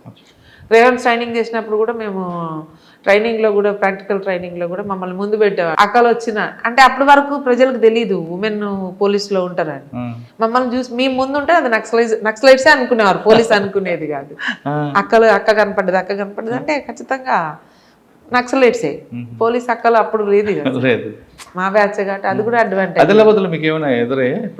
ఆదిలాబాద్లో నేను ఉమెన్ పోలీస్ స్టేషన్ చేశాను. ట్రైనింగ్ తర్వాత నాకు ఎక్స్ప్రెస్ చేసే అవకాశం రాలేదు. ఓకే, కరీంనగర్లో మీరు చేస్తున్న టైంలో ఒక అమ్మాయి మీ దగ్గరకు వచ్చి, నన్ను పలానా వాడు రోజు వేడిస్తున్నాడంటే వాడు దొరికాడు అనుకోండి, ఏం చేస్తారు? ఏం చేసేవారు సార్? మేము అదే ఈ టీచింగ్ చేసే వాళ్ళని అయితే నేను చెప్పా కదా సార్, రెండు రకాలుగా ట్రీట్ చేసేవారు. ట్రీట్ చేసేవాళ్ళు. అంటే కొంతమందికి మంచిగా చెప్తే అర్థమవుతుంది. కానీ ఇప్పుడున్న పరిస్థితుల్లో అరెస్ట్ చేసి పంపాలి అనేది ఉంది. అరెస్ట్ ఎక్కడ సార్? నోటీసు. కానీ విక్టిమ్ మాత్రం నాకు ఇన్స్టెంట్ జస్టిస్ కావాలంటారు. అవును, మరి ఇప్పుడు ఏం చేస్తారు? ప్రెషరైజ్ అవుతుంది సార్. కానీ కూర్చోబెట్టి ఎక్స్ప్లెయిన్ చేస్తాం. We can't do anything behind the law. మనం పోలేమమ్మా, చట్టం అట్లుంది. ఇప్పుడు ఏం చేస్తున్నామంటే చట్టంతో బైండ్ ఓవర్ చేస్తాము. ఇప్పుడు మేము చేయగలిగేది ఏముంటుంది సార్? నోటీస్ ఇస్తాము, అతని యాటిట్యూడ్ మార్చుకోవాలి, అగైన్ అండ్ అగైన్ ఒకటి బైండ్ ఓవర్ చేస్తాం మా ఎంఆర్ఓ గారి దగ్గర. ఆ బైండ్ ఓవర్ పీరియడ్లో కూడా అతను మళ్ళీ తప్పు చేస్తాడు, అప్పుడు బాండ్ డౌన్ చేస్తాం. అతని నుంచి ఆ బాండ్ ₹1,00,000 ఉంటే కట్టిస్తాము. ఆ కట్టలేకపోతే జైలుకి, లేదంటే మళ్ళీ లీగల్గా మనం కోర్టు పర్మిషన్ తీసుకొని అప్పుడు రిమాండ్ చేయాల్సి వస్తుంది. కొంత డిస్టెన్స్ అంటే టైం టేకింగ్ ఉంటుంది అప్పటికి, కానీ ఖచ్చితంగా కంట్రోల్ ఉంటుంది సార్. ఎందుకంటే ఏ సమయాన్ని బట్టి ఆ సమయానికి ప్రజలు కూడా అనుకూలించాల్సిందే, తప్పదు. సార్, ఇన్స్పెక్టర్గా ప్రమోషన్ వచ్చి ఎక్కడ చేశారండి? ఎక్కడెక్కడ ఇన్స్పెక్టర్గా నేను ట్రాన్స్కో విజిలెన్స్లో చేశాను sir. Okay, Karimnagar. First Adilabad చేశాను 1 year, తర్వాత నెక్స్ట్ 1 year ఇక్కడ 2 years చేశాను. అది కూడా గొప్పతనమే సార్ నాకు ఫీల్. ఎందుకంటే 2 రాష్ట్రాల్లో ఉమెన్ ఆఫీసర్కి అప్పుడు ఎవరు ఇవ్వలే అవకాశం. 2 రాష్ట్రాల్లో కూడా విజిలెన్స్ ట్రాన్స్కో ప్రొబేషనర్కి ఎవరికి ఇవ్వరు సార్, ఇవ్వరు పోస్టింగ్. ఉమెన్ అనగా అది district holding charge sir. Transco vigilance ఇన్స్పెక్టర్కి జిల్లా మొత్తం ఉంటుంది. యునైటెడ్ ఆదిలాబాద్ జిల్లాలో అంటే ఎంత పెద్దది ఉంటుందో చూడండి, సర్కిల్ అంటారు దాన్ని మా లాంగ్వేజ్లో. ఆదిలాబాద్ సర్కిల్ అంటే మొత్తం యునైటెడ్ ఈ అమ్మాయి ఉమేష్ షరఫ్ సార్ మా జేఎండి గారు ఉండేది. ఉమెన్కి నేను ఇవ్వను, చేయలేరు, ఇదంతా తిరగలేరు అంటే నేను చొప్పదండి ఎస్ఐగా చేసినప్పుడు నా మురళీధర్రావు గారు, మళ్ళీ మీ మురళీధర్రావు గారు మా ఎస్డిపిఓ ఉండేదండి, పెద్దపల్లి ఎస్డిపి. ఆయన మా సివిఓ. ఎవరు మురళీధర్రావు అంటే బంజారాలు చేశారు ఆయన? సివిఓ ఉన్నారు. లేదు సార్, ఆయన చీఫ్ విజిలెన్స్ ఆఫీసర్గా ట్రాన్స్కోలో చేసి రిటైర్ అయ్యారు. ఆ సార్ అక్కడ ఉన్నారు, నన్ను తీసుకెళ్ళారు. ఈ అమ్మాయి చేస్తుంది సార్, చాలామంది మగపిల్లల కన్నా ఈ అమ్మాయి చేయగలుగుతుంది, ఒకసారి ఇచ్చి చూడండి సార్. సార్ మాట మీద నాకు మళ్ళీ అక్కడ ఇచ్చారండి అవకాశం ఉమెన్ ఆఫీసర్. నేను మొదలయ్యా, ఇప్పుడు తర్వాత చాలా మందికి వచ్చినాయి. అక్కడ మొదలైంది సార్. అందులో ఎంట్రీ అనేది, ఉమెన్కి ఎంట్రీ అనేది స్టార్ట్ అయింది. వచ్చిన తర్వాత నేను వెములవాడ రూరల్ సర్కిల్లో చేశాను. వెములవాడ రూరల్ సర్కిల్లో చేశాను. అక్కడ చాలా అంటే ఒక మెచ్యూర్ సర్వీస్ వచ్చాక చేశాను సార్. చాలా సాటిస్ఫైడ్ 3 years. అంటే ఏం లేదు సార్, అక్కడ ఒకప్పుడు ఎక్స్ట్రీమిజం బాగా ఉన్న ప్లేస్ మాకు. రుద్రంగి కానీ వేములవాడలో, చందుర్తి మండలు, కోనరావుపేట మండలు ఫుల్లీ హైలీ ఎఫెక్టెడ్ ఏరియాస్. మేము వెళ్ళిన తర్వాత అక్కడికి ఎక్స్ట్రీమిజం ఏం లేదు. కాకపోతే విలేజ్లో వాళ్ళు ఎస్ఐని దాటి సిఏ దగ్గర కూడా రారు పబ్లిక్. అప్పటికి 2016 నేను 14 to 17 చేశాను సార్. అప్పటికి కూడా ఇంత అవేర్నెస్ ఉన్నప్పుడు కూడా వాళ్ళు ఎవరు వచ్చేవాళ్ళు కాదు. నేనే విలేజ్లోకి వెళ్ళడం. మనకు అక్కడ కొత్తగా తెలంగాణ ఫామ్ అయిన తర్వాత అప్పుడున్న రాష్ట్ర ప్రభుత్వం ఆదేశాల మీద ప్రతి ఒక్క ఆఫీసరు ఒక విలేజ్ని అడాప్షన్ తీసుకో.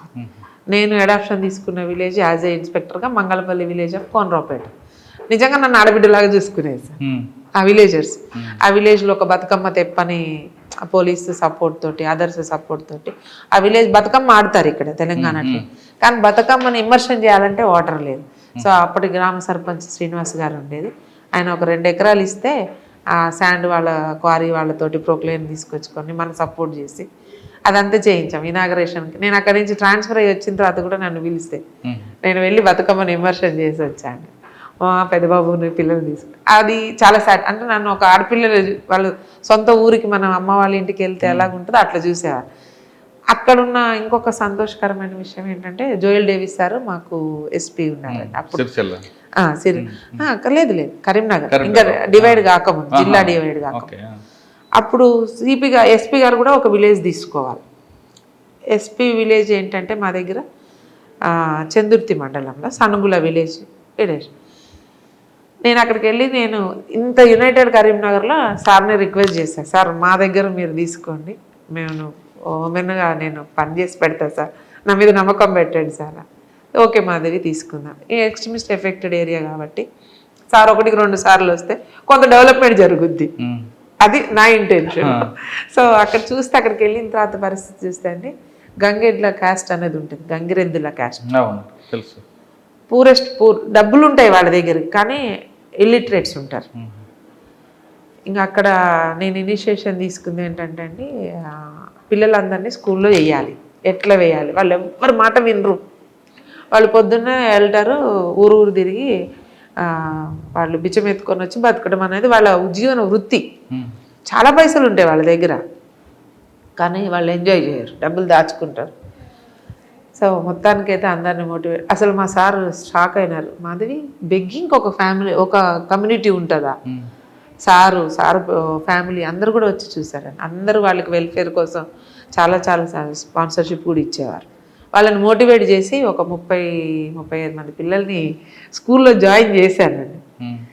గవర్నమెంట్ స్కూల్ చేశాను. ఒక 12 మంది ఆడపిల్లల్ని హాస్టల్లో వేశాను.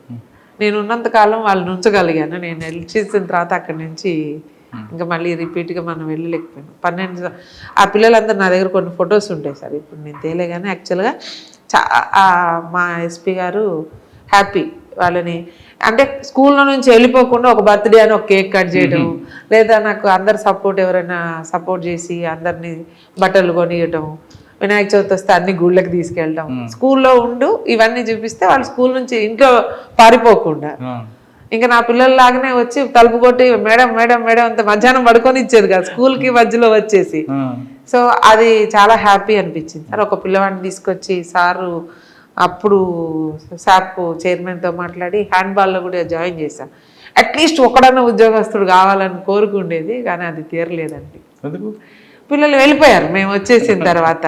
నేను కాన్స్టెంట్గా పర్సూ చేయలేను కదా, జ్యూరిస్డిక్షన్లో ఉన్నప్పుడేమో కొంత సపోర్ట్ దొరుకుతుంది, తర్వాత దూరము. మనం ఫస్ట్ నుంచి ఎస్ఏ నుంచి చూసారు కదమ్మా. అవును సార్. పోలీస్ డిపార్ట్మెంట్లో లేడీస్ కనగానే కష్టాలు ఉంటాయని, నైట్ డ్యూటీలు ఇబ్బందులు ఉంటాయని, వేరే వేరే ప్రాబ్లమ్స్ వచ్చినప్పుడు ఆఫీస్ సపోర్ట్ చేయరని, మంచి పోస్టింగ్ ఇస్తే లా అండ్ ఆర్డర్ చేయలేరు, ఛార్జ్ షీట్లు కరెక్ట్గా వేయలేరు, మ్యాన్ పవర్ మెయిన్ యొక్క డామినేషన్ ఎక్కువ ఉంటుంది అనేది బయట రూమర్స్ ఉంటాయి. అవన్నీ నిజమే? అవి నిజమా అబద్ధం అనేది నా వరకు వస్తే సార్ ఎక్కడా నేనైతే అబద్ధం అని చెప్తా. ప్రతి ఆఫీసర్ నాకు సపోర్ట్ చేశారు. లా అండ్ ఆర్డర్ నేను అంటే ఫైట్ చేసేదాన్ని, సార్ నాకు లా అండ్ ఆర్డర్ ఇవ్వండి నేను చేస్తాను, నేను అన్ని ట్రైనింగ్లు చేశా కదా, ఎందుకు ఇవ్వరు, నాకు ఒక ఆప్షన్ ఇవ్వండి, చేయలేకపోతే తీసేయండి అని అనగానే ఆఫీసర్స్ కూడా సపోర్ట్ చేసి నాకు లా అండ్ ఆర్డర్.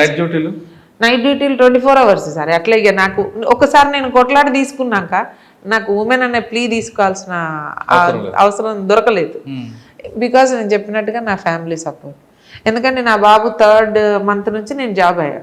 మళ్ళీ అప్పుడు మాకు 4 months sir maternity leave, only 4 months. 3 months నుంచి నేను జాయిన్ అయ్యాను. మాకు every month night round officer ఉండేది, ఈవెన్ ఉమెన్ పోలీస్ స్టేషన్ అయినప్పుడు కూడా టౌన్లో. బాబును తీసుకొచ్చుకొని మంచిగా పక్కన పడుకోబెట్టుకొని నైట్ పెట్రోలింగ్ చేశాను. దిగవలసి వచ్చింది అంతే సార్. జీప్లో అప్పుడు ఓపెన్ జీపులు, ఇప్పుడన్నా చాలా మంచి వెహికల్స్ ఇచ్చారు డిపార్ట్మెంట్. కాలేజ్ వచ్చింది మాకు. అప్పుడు మనకి ఇన్నోవాస్ ఉన్నాయి సార్, సుమో ఇక్కడ. ఇప్పుడు ఇన్నోవాలు మాకు అప్పుడు అన్ని కమాండర్ జీబులు, ఓపెన్ టాప్ జీబులు అన్ని ఓపెనే కదా. బాబు కూడా అట్లా చుట్టుకొని చలికాలం వస్తే అన్ని చుట్టుకొని పక్కన పడుకోబెట్టి వాళ్ళు తిరుగుతా ఉంటే వాళ్ళు నిద్రపోతారు కదా సార్, మంచిగా ఊగుతా ఉంటారు, ఏం ఏడవరు. ఇంటి దగ్గర ఉంటే వెళ్ళాలనుకోవాలా, ఇక్కడ ఉన్నాడు అనుకొని పడుకుంటాడు. సో తిప్పుకునేదాన్ని. బందోబస్తులు గంటలు గంటలు నిల్చోవాలి కదమ్మా. సమ్మక్క బందోబస్తు చెప్తా సార్, మీరు నమ్మరు. 98లో మొదట మేము ఇక్కడ రాగానే బందోబస్తుకి వేశారు. ట్రైనింగ్ నుంచి డిఐజీ దగ్గర రిపోర్ట్ చేసి అక్కడి నుంచి వెళ్ళాం. ఆ రోజుల్లో సార్ మా ఉమెన్ కానిస్టేబుల్స్కి కనీసం అంటే వాష్రూమ్స్ కూడా ఉండేవి కాదు. 4 తెల్లారితే మళ్ళీ అందరూ ఉంటారని ఒక చీర పట్టుకొని స్నానం చేసేది. నాకేదో కొంచెం ఎస్ఐన్ కాబట్టి ఒక రూమ్ ఆఫీసర్స్తో పాటుగా కొంత అవకాశం దొరికింది, కానీ అక్కడ కూడా 2 రోజులు ఉండగానే ఉండలేని పరిస్థితి ఉంటుంది సార్. అట్లాంటిది చలికి కానీ ఎంత కష్టమైందో. మళ్ళీ అక్కడ మాకు 12 hours డ్యూటీ ఉండేది సార్. ఇప్పుడులాగా లేదు. ఇప్పుడు సమ్మక్క గద్దె మీద చేస్తే 6 hours. 2 షిఫ్ట్లు ఉంటాయి, 3 షిఫ్ట్స్ ఉంటాయి, 2 పార్టీస్ ఉంటారు. పొద్దున్న చేస్తే మళ్ళీ మధ్యలో 6 hours. చాలా టఫ్ ఉండే. నేను చేసిన బందోబస్తులు ఇంకెవరు చేయకపోవచ్చు సార్. అన్ని 4 జిల్లాల విఐపి ఎక్కడొచ్చినా ఎస్ఐ ఉమెన్ చలో. ఈ 4 జిల్లాలకి ఉమెన్ ఎస్ఐ లేరు సార్ అప్పుడు. సో పిల్లల్ని పట్టుకొని పోవాలంటే పిల్లల్ని అక్కడ చంటి పిల్లలు. నా కొడుకు 1 year బాబు ఉన్నప్పుడు 6 months 8 months ప్రెగ్నెన్సీ కూడా నేను డ్యూటీ చేసి. ఇవన్నీ మీ నాన్నగారి దగ్గర చూసారు కాబట్టి వెంటనే ప్రిపేర్ అయ్యారు, చేయాలనుకున్న ప్యాషన్ చేశారు. అంతే. కానీ ఇప్పుడున్న కొంతమంది ఉమెన్ ఆఫీసర్స్ డ్యూటీ జాయిన్ అవుతున్నప్పుడు తెలుసు ఈ 24/7 జాబ్ అని తెలుసు, ఇక్కడ మనకి వేరే ప్లే అని పెట్టుకోకుండా తెలుసు, కానీ జాయిన్ అయిన తర్వాత ఉమెన్ అనే ఇష్యూని ముందు తీసుకొచ్చి ఎస్కేప్ అవడానికి చూస్తుంటారు. ఎందుకంటే అంటే వాళ్ళు కరెక్ట్ అంటారా? కొంతవరకు కరెక్టే అని ఒప్పుకోవచ్చు. మేము చూస్తున్నాం కదా సార్. ఇప్పుడు వాళ్ళు ఏంటంటే రాగానే వాళ్ళు చేయడం వాళ్ళు కరెక్ట్ అంటారా? అట్లా చేయడం తప్పు కాదు, మీరు చెప్పింది కొంతవరకు కరెక్ట్ అంటే అంటే వాళ్ళు కొంచెం సాఫ్ట్ వెదర్లో పెరిగి వస్తున్నారు సార్. బీటెక్లు, మేమేమో డిగ్రీ చదువుకొని గవర్నమెంట్ కాలేజీలో అన్ని కష్టాలు సుఖాలు, ఏ ఉద్యోగం వచ్చినా చలో మనకి ఉద్యోగం కావాలి ఫస్ట్. ఇక్కడికి వచ్చింది ఏదో సమాజ సేవ అనేది, ఉద్యోగంలోకి వచ్చాం కాబట్టి బాధ్యతగా సమాజ సేవ. ఫస్ట్ వచ్చింది దేనికోసం వచ్చామండి? లైవ్లీహుడ్. ఉద్యోగం ఫర్ లైవ్లీహుడ్ నా కోసం వచ్చా, తర్వాత ప్రజలు. ఇప్పుడు వచ్చే వాళ్ళు వెళ్ళి వాళ్ళ కోసం వస్తున్నారు, వాళ్ళ వరకే చేయాలనుకుంటాం సార్. ఇంత కష్టం మాకెందుకు, లూప్ లైన్లోకి వెళ్ళిపోదాం. నిలబడటము, బందోబస్తులు చేయటము, ఇదంతా కష్టమైంది కానీ మోస్ట్ ఆఫ్ అమ్మాయిలు కానీ అట్లా రావడం ఎందుకండి? ఇక మనం అనకూడదు కదా సార్, రావాలి. వేరే జాబ్ చేయొచ్చు కదా. అంటే సాఫ్ట్వేర్ ఇంజనీర్లు చేసి వస్తున్నారు కాబట్టి వాళ్ళకి హార్డ్వేర్ అనేది, పోలీస్ అనేది కంప్లీట్గా హార్డ్వేర్ లాగే 24 గంటలు ఎండలో నిలబడాలి. ఒక మినిస్టర్ గారి వివిఐపి బందోబస్తు చేసిందంటే మార్నింగ్ 7 నుంచి ఒక్కొక్కసారి సాయంత్రం 7 కూడా అవుతుందండి. కూర్చోడానికి కూడా అవకాశం దొరకదు. అందుకే మన ట్రైనింగ్ అంత స్ట్రాంగ్ ఉంటుంది సార్. మాకు ట్రైనింగ్లో 12 గంటలు నిలబెట్టి రోల్ కాల్లోనే 2 గంటలు నిలబెట్టేవారు. నిలబడే సత్తా మాకు రావాలని, అవసరం లేకుండా నిలబెట్టి కబుర్లు చెప్పేది మాకు అప్పుడు ట్యూటర్స్. ఇప్పుడు అట్లా లేదు. మీరు మహేష్ గారు ఇన్స్పెక్టర్ అయిన తర్వాత ఎక్కడెక్కడ పనిచేశారు? తను నిర్మల్ ఇన్స్పెక్టర్గా చేశారండి, ఇన్స్పెక్టర్ నిర్మల్గా, నేను ట్రాన్స్కో ఇన్స్పెక్టర్గా. ఇద్దరం అక్కడ ఉండేవాళ్ళం. పిల్లలు ఇక్కడ, అత్తయ్య మామయ్య కరీంనగర్. వీక్లీ వన్స్ నేను సండే నాకు హాలిడే ఉంటుంది. సాటర్డే బయలుదేరి వచ్చి సండే చూసుకొని మండే మార్నింగ్ పిల్లల్ని స్కూల్లో దించిన అది అన్నీ ఆయనకి. అట్లా తర్వాత సర్కిల్ ఇన్స్పెక్టర్గా నేను కరీంనగర్ వచ్చేసా. అత్తయ్య మామయ్య తను వచ్చి వెళ్ళేవారు. బెల్లంపల్లిలో చేశారు. తను బెల్లంపల్లిలో ఒక 2 years సిఐగా చేశారు. హాలిడే నాకు ఇక్కడ నేను ట్రాన్స్కోలో 1 year చేశాను. తర్వాత సిసిఎస్లో పనిచేశాను. తర్వాత తను ఇక్కడికి వచ్చేసారు. ఇక్కడికి వచ్చిన తర్వాత సిటీసీలో చేశారు. మ్యాక్సిమం మేము ఇన్స్పెక్టర్ అయిన తర్వాత ఏమనుకున్నామంటే సార్, ఒకళ్ళు లూప్ లైన్లో ఉంటే, పిల్లలు కొంచెం పెద్దగా అయినారు కదా, ఒకరు లూప్ లైన్లో ఉంటే ఒకరు లాండ్ ఆర్డర్. కొంచెం హెల్త్ రీత్యా మహేష్కి కొంచెం హెల్త్ ప్రాబ్లమ్స్ ఉండేవి సార్. సో తను మ్యాక్సిమం లూప్ లైన్ ఉంటూ నేను లాండ్ ఆర్డర్లో వర్క్ చేశాను. సో నా ఫ్యామిలీ అంతా నాకు సపోర్ట్ ఉండేది. Promotion DSP promotion sir. రాగానే ఎక్కడ? తను రాగానే డిఎస్పీగా పీటీసీలో ఉన్నారు. మీరు? నేను డిఎస్పీ వచ్చిన తర్వాత ఫస్ట్ పోస్టింగే సిసిఎస్ లాండ్ ఆర్డర్. తను పీటీసీ, నేను సిసిఎస్ కరీంనగర్. తను పీటీసీలో ఉన్నా, నేను సిఐడిలో కూడా తను చేశారు కానీ నేను చేయను. మీరు పీటీసీ తర్వాత మీరు ఎక్కడికి వచ్చారు? నేను సిసిఎస్లో ఉన్నా. సిసిఎస్లో ఉన్న తర్వాత లాండ్ ఆర్డర్కి వచ్చేసి. ఎక్కడ మాకు ఏమంటుంది సార్, ఫస్ట్ అంటే ఎలక్షన్ ఎఫెక్ట్ అవుతుందని చెప్పేసి మళ్ళీ అదే దాంట్లో మాకు ఫంక్షనల్ వర్టికల్స్ ఉన్నాయి. Functional verticals right. తర్వాత లాస్ట్ ఇయర్ అభిషేక్ మహంతి గారు సార్ ఉన్నాయి సార్, మా సిపి గారు. ఈఓడబ్ల్యూ అని ఒక సపరేట్ వింగ్ ఏర్పాటు చేయడం జరిగింది. ఇందులో ఉంటూ ఆ వర్క్ కూడా చేసేదాన్ని. Economical offences wing. ఇక్కడికి వచ్చాను. హుజరాబాద్. మహేష్ గారు ఎప్పుడు? మహేష్ పీటీసీలోనే ఉండే సార్. తను ఎలా జరిగింది సంఘటన? తను యాక్చువల్గా 95లో రీనల్ ట్రాన్స్ప్లాంటెడ్ సార్. ఆయన కోవిడ్ తర్వాత గ్రాఫ్ట్ ఫెయిల్ అయినా హార్ట్ స్ట్రోక్తో చనిపోయినారు సార్. అంటే ముందు నుంచి మీకు ప్రిపేర్ అవుతున్నారా? అట్లేం లేదు సార్, హార్ట్ స్ట్రోక్ అట్లా ఉన్నా కానీ మేము అట్లా అంటే 98 నుంచి కూడా తను రీనల్ ట్రాన్స్ప్లాంట్ అయిన పేషెంట్. ఎక్కడ కూడా అలాంటి ఏం ఇబ్బంది రాలేదు. కోవిడ్ తర్వాత ఆయనకి అసలు ఆయన జరిగిపోవడం ఎలా, మీరు ఆ షాక్ ఎలా ఫేస్ చేస్తారు? ఇప్పుడు కూడా కదలు సార్, కాకపోతే కనపడాలి. పిల్లలు ఉన్నారు, ఆయనతో పాటు నేను వెళ్ళలేను కదా, వాళ్ళ బాధ్యత ఉంది నాకు. ఆయన ఒక్కరు కనపడుతున్నారు మా సొసైటీకి. నా ఫ్యామిలీ మొత్తం లాస్ అయినా సార్. నేను లాస్ట్ 2021 నుంచి మా అత్తమ్మ, మా తర్వాత 24లో మామయ్య, 25లో మహేష్, ఇట్లా వితిన్ షార్ట్ పీరియడ్లో నా ఫ్యామిలీ మొత్తం లాస్ అయింది. బట్ ఇక్కడికి ఆయన ఇంట్రెస్ట్గా తీసుకొచ్చి కూర్చోబెట్టారు నన్ను. నేను పోను మహేష్, 100%. నేను చేయలేని పరిస్థితి ఉన్నా, నా హెల్త్ సహకరించట్లేదు.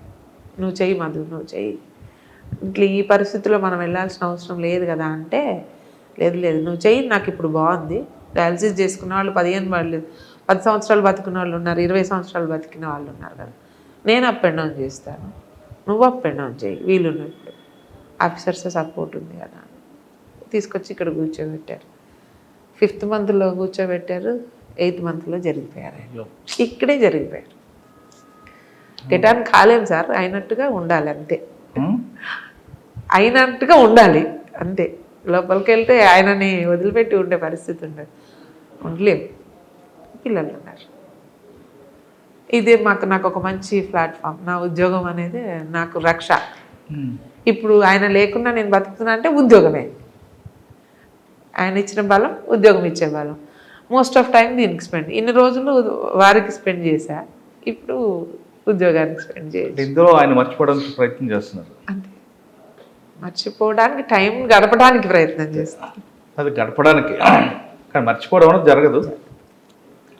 ఇలాంటి ఈ షాక్ని ఎలా ఫేస్ చేస్తున్నారు? చాలామంది మహిళలు అయితే ఇటువంటి షాక్ వస్తే ఏదో జీవితం అయిపోయింది అనే దీంట్లోకి వెళ్ళిపోతారు, ఒక డిప్రెషన్లో. నా దగ్గర కానీ మీరు మాత్రం ఆ గుండె రాయం చేసుకొని పిల్లల్ని సార్ చదివించుకుంటారు. ఏంటంటే ఇక్కడ ఉన్నారు కదా సార్, నాకు ఇక్కడికి నా దగ్గర చూస్తూ ఉంటా, కడుపుతో ఉన్నప్పుడు చనిపోయిన వాళ్ళు గెట్ ఆన్ అవుతున్నారు.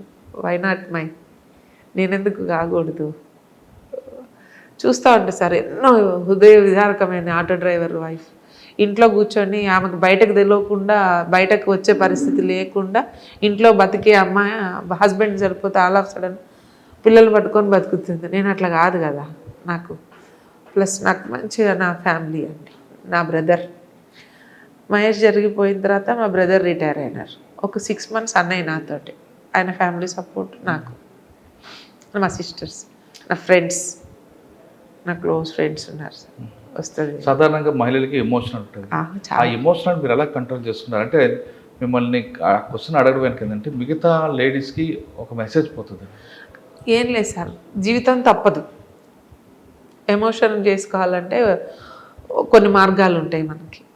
మన కళ్ళ ముందు పిల్లలు కనపడతారు. అందరిని కోల్పోయినా కానీ పిల్లలు కనపడతారు. వాళ్ళని ఒక స్టేజ్ తీసుకురావాలంటే వాళ్ళకి ఒక సెటిల్మెంట్, వాళ్ళ ఫ్యామిలీ వచ్చే వరకు మన సపోర్ట్. ఒక మనిషి లేకపోతే చాలా, మీకు అటు కూర్చున్న వాళ్ళకి చాలా ఈజీ సార్, ఏం కాదులే గెడ్డాన్ అయితే. కానీ కోల్పోయిన వాళ్ళకే తెలుస్తుంది కష్టం ఏంటి. ఆ పెయిన్ వర్ణనాతీతం సార్. ప్రతి సెకండ్ కనపడతారు మనిషి. ఉన్నప్పుడు తెలియదు సార్ వాల్యూ. ఊరికి ఎందుకు ఫోన్ చేస్తారు, నేను వస్తా కదా. ఈయన ఇంటి దగ్గర ఉంటే ఫోన్ చేస్తే ఇప్పుడు వస్తున్నావా మధు, ఇంకెంతసేపు అయింది మధు అంటే, వస్తా కదా, వస్తున్నా అంటే కోపం వచ్చింది. ఇప్పుడు పిలిచేవాళ్ళు లేరు, అడిగేవాళ్ళు లేరు. ఎందుకంటే ఆ లైఫ్ అది వృధా. కానీ గెట్ ఆన్ కావాలి, కష్టపడాలి. ఎందుకంటే మన మీద బాధ్యత ఉంది కాబట్టి బాధ్యతని మనం ముందుకు తీసుకెళ్ళాలి. మనం మా పెద్ద బాబు చెప్తాడండి, వాడు బీటెక్ అయిపోయింది గౌహతి ఐఐటి నుంచి. చిన్న బాబు మెడిసిన్ అయిపోయింది మొన్న, ఇప్పుడు ఇంటర్న్షిప్లో. నువ్వు పప్ప దగ్గర నుంచి ఏం నేర్చుకున్నావు, గట్టిగా ఎట్లా ఉండాలని, అది నువ్వు ఉండాలమ్మా అని మోటివేట్ చేస్తారు పిల్లలు. నీకు బోల్డ్ సొసైటీ ఉందమ్మా, బోల్డ్ సోర్స్ ఉంది, వెళ్ళు స్కూల్స్కి వెళ్ళు, పిల్లలతో మాట్లాడు, బయట తిరుగు, నీ దగ్గరకు వచ్చిన వాళ్ళతో ఇంటరాక్ట్ అవ్వు, ఇంకా నువ్వేం చేయగలుగుతావో చెయ్యి వాళ్ళకి. ఇది చేయగలిగితే చాలు. నేను, నా ఫ్యామిలీ, నా ఫ్రెండ్స్ నాకు వచ్చి ఉంటారు సార్. ఇక్కడ వెళ్ళిపోయినాక పైన కూర్చుంటే ఫ్రెండ్స్ ఉంటారు. ఓకే, నా ఫ్రెండ్ షాహీన్ అని ఉంటుంది సార్, రెగ్యులర్గా వస్తుంటాను. ఇంకా ఫ్రెండ్స్ అందరు ఉన్నారు సపోర్టివ్, ఈశ్వరి, ఇట్లా నా కాలేజ్ మేట్స్ ఉన్నారు సార్, పద్మలత అని, ఇట్లా వీళ్ళందరూ వస్తారు నాకు.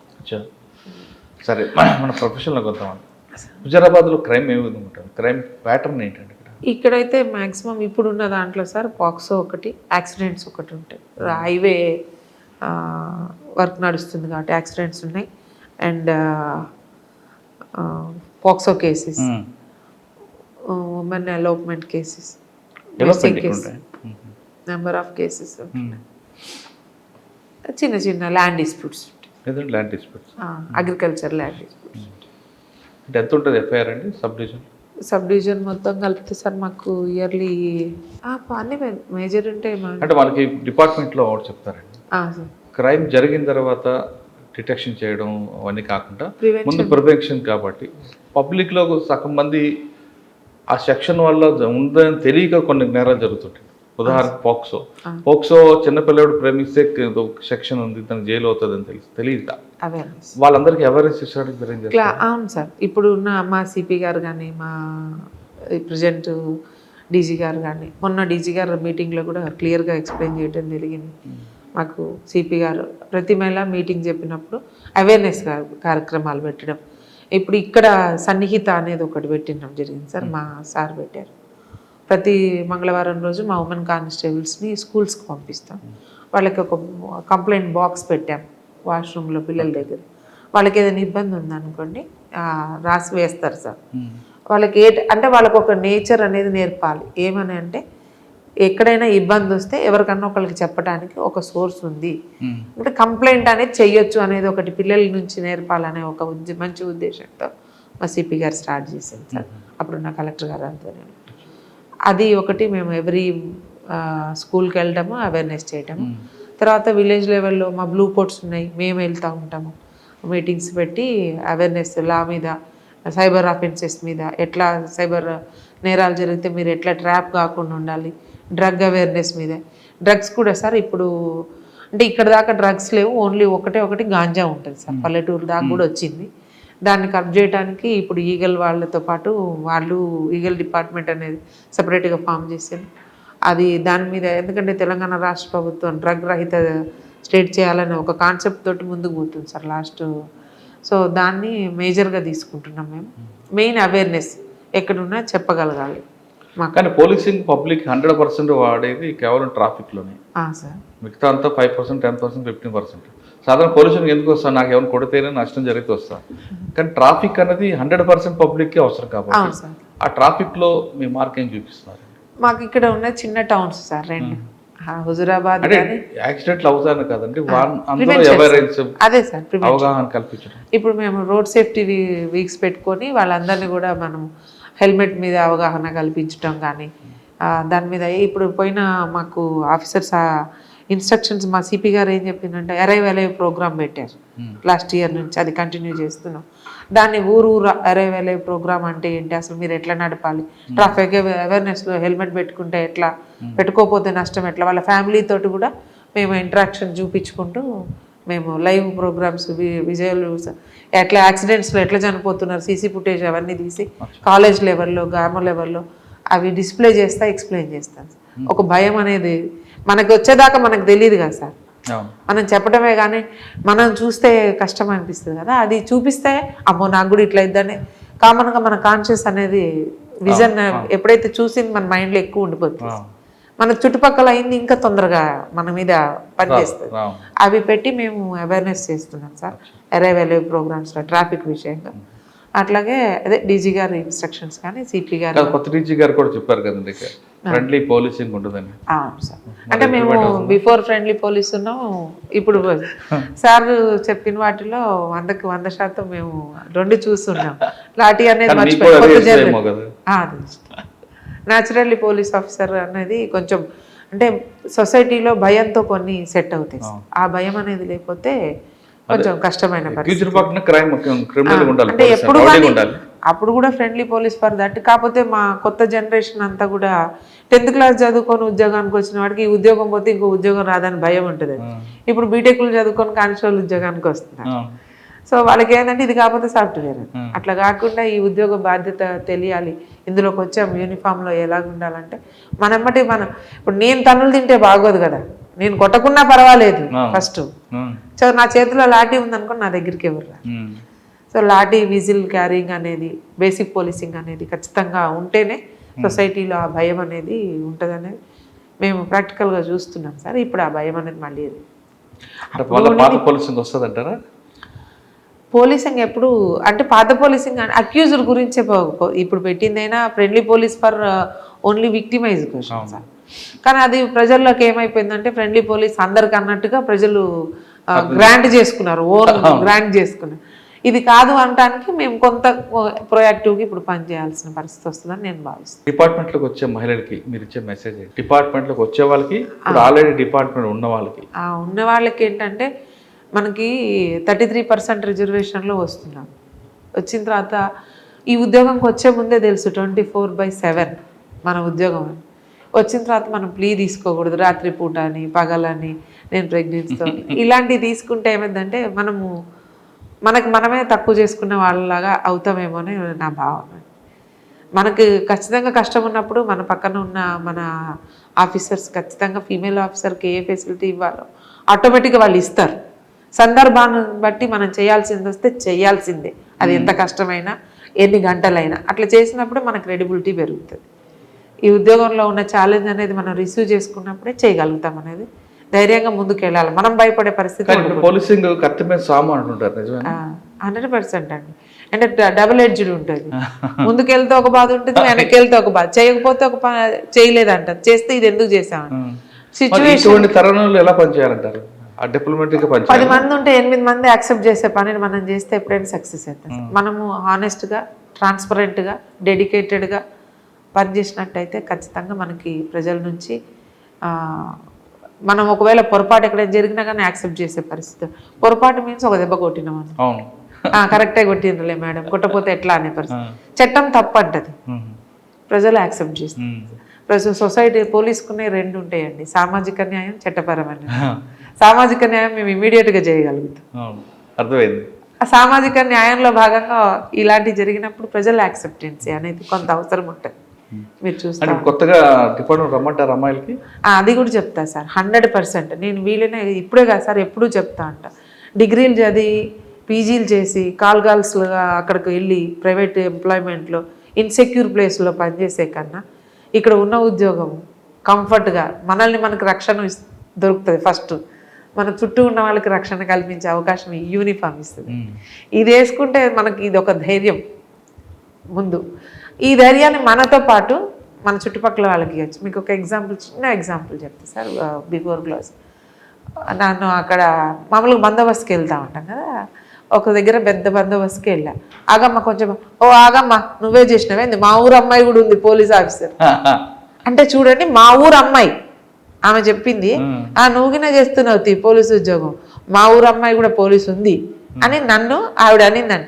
I felt so happy. ఆమె నన్ను అంటే అనింది, కానీ అంటే మనము ఒక్కళ్ళు ఉద్యోగంకి వస్తే ఊరంతా నన్ను చూసి ధైర్యంగా ఉంటున్నారనే ఒక భావన నాకు కలుగుతుంది కదా సార్. అందుకని ఆ భావన మనం ఇచ్చే అవకాశం మనకి ఈ ఉద్యోగం ఇస్తుంది. పిల్లలు అందరు ఆడపిల్లలు ధైర్యంగా రావచ్చు. ఇంతకు ముందులాగా అంత హార్డ్షిప్ లేదు ఉద్యోగంలో. 24 గంటల్లో ఉమెన్కి చాలా తక్కువ. ఎప్పుడు తప్పనిసరి పరిస్థితుల్లో బందోబస్తుల్లో ఉంటాం, కానీ మనకున్న ఫెసిలిటీస్ మనకు ఉంటాయి సార్. మోర్ ఎవర్ సపోర్ట్ అనేది ఉద్యోగంలో మన జీతం తీసుకొని ఉద్యోగం చేసుకుంటూ మన ఊర్లో ఇప్పుడు నా కానిస్టేబుల్ ఉన్నారండి, ఇక్కడ పక్క మండలంలో ఉద్యోగం చేస్తారు. ఎంత హ్యాపీ అండి. హైదరాబాద్లో 15,000కు ఉద్యోగం చేసే కన్నా ఇక్కడ నీకు 25 నుంచి 30,000 ఉద్యోగం వస్తుంది. ఎంత హ్యాపీ, సెక్యూర్గా. సో అందరూ కూడా తల్లిదండ్రులు కూడా అదే అంటున్నారు, ఉమెన్ ఇందులో 96లో వచ్చిన నేనే సక్సెస్ అయినాను. డిపార్ట్మెంట్ వచ్చిన వాళ్ళు ప్రొఫెషనల్గా ఉండమంటున్నారు, కానీ పర్సనల్ లైఫ్ని ఎలా చూడమంటారు? పర్సనల్ లైఫ్ 100% ఉంటుంది సార్, కొంత లాస్ ఉంటుంది. మీకు చిన్న ఎగ్జాంపుల్ చెప్తా. దసరా వచ్చేసరికి మేమందరం యూనిఫామ్లో బందోబస్తులు ఉండాలి. తెలంగాణ ఆడపిల్లలకి దసరా అనేది పెద్ద పండుగ. నేను ఏం కొనుక్కున్నా అనేది ఆ సంవత్సరంలో నేను ప్రజలకు చూపించుకోవాలి, కానీ నేను ఎందుకు యూనిఫామ్ వేసుకొని ఉండాలి. నేనేమనుకునేదాన్ని అంటే, వాళ్ళు వచ్చి అయ్యో బిడ్డ నీకు నన్ను కొత్త అంటే మేమున్న జనరేషన్లో సార్, అయ్యో బిడ్డ పెద్దవాళ్ళు వస్తారు కదా సార్, అయ్యో బిడ్డ నువ్వు ఈ డ్రెస్ వేసుకొని ఉండాలనా ఎట్లా మరే అంటారు. అంటే నేను అనేది, అమ్మ నేను నీలాగా ఇప్పుడంటే పట్టుచీర కాసేపు అయితే కట్టుకుంటా, కానీ మీరు నాలాగా ఈ ఉద్యోగం చేయలేరు కదా, నేనుంటేనే కదా మీరు అందరు సేఫ్. అట్లా మనం అందులోకి వెళ్ళినాం అనుకోండి, వీ ఫీల్ ప్రౌడ్. మేము ఇంకా తర్వాత నుంచి ఏం చేసేది సార్, 9వ రోజు సద్దుల బతుకమ్మ ఉంటే 7వ రోజు నేను ఎంజాయ్ చేస్తాను, అయిపోతుంది. నాకు అక్కడ మిస్ అయిన ఫీల్ రాదు కదా. సో అందుకని బతుకమ్మ, ఇంకా నాకు పిల్లలు పుట్టిన రాదు సార్, చిల్లర పిల్లలు ఉన్నారు. మా అత్తగారిని తీసుకొని బందోబస్తు ప్లేస్కే వెళ్ళేదాన్ని. పిల్లలు మా అత్తగారు వాళ్ళ దగ్గరలో కూర్చోబెట్టుకుంటారు, నా ఉద్యోగం నేను చేస్తాను. నాకు అన్ని సకల్లో వాళ్ళు ఉంటారు, నాకు హ్యాపీ. లేరు అనే మిస్ అవుతున్నా అనే బాధ కనపడదు సార్. బట్ పర్సనల్ లైఫ్ అనేది 100% పోలీసులో కొంత లాస్ ఉంటుంది. సరే, సైబర్ క్రైమ్ మీద ఆన్లైన్కి ఆఫ్లైన్కి పబ్లిక్ మెసేజ్ అదే చెప్తుంది సార్. మీరే అన్నారు నాకన్నా ముందర క్వశ్చన్ వేసేటప్పుడు, ఆఫ్లైన్లో ₹10 మనం ఖర్చు పెట్టుకొని ఇస్తాం. ప్రతి మనిషి ఒక నెంబర్ అడిగితే నా నెంబర్ ఎందుకు అడుగుతున్నా, ఆఖరికి మనము బిల్ చేసేటప్పుడు నెంబర్ అడిగితే ఇవ్వాలా ఇవ్వద్దా, ఓ నెంబర్ తప్పు చెప్పడం, వీడికి ఎందుకు మనకు బిల్లు ఇవ్వాలి అనే ఒక ఆలోచన వస్తుంది. కానీ అతను మాట్లాడే మాటలకు, అతను మనిషి కనపడ్డు, మాట కనపడ్డు, చెప్పే సమాధానానికి లింకు చూసుకుంటా పోతే అత్యాశకు వెళ్ళటం అన్నాలా, లేకపోతే అమాయకత్వం అనుకో.